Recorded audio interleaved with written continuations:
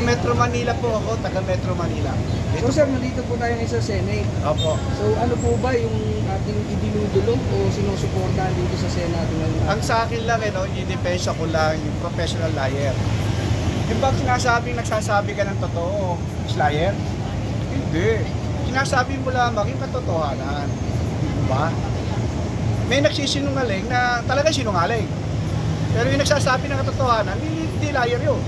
Di po ba?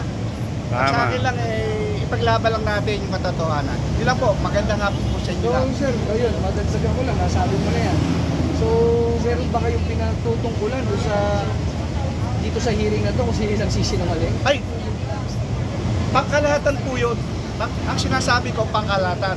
Wala po ako tinutukoy na individual na tao. Sinasagot ko lang po yung dapat sagutin.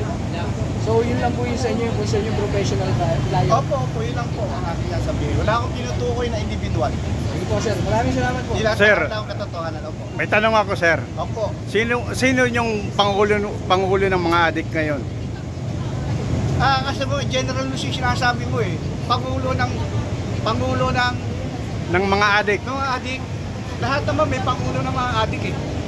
Hindi natin pwedeng specify kung sino yun. Okay. No? Opo. Wala po ganung salita. So, ngayon sir, nakasuot ka ngayon ng movement ng Marcos Resign movement. Marcos Resign Oo. Ha? Yes. Marcos Resign ba ito? Marcos Resign. Oh, yun na yun. Yun na yun. Yun na yun.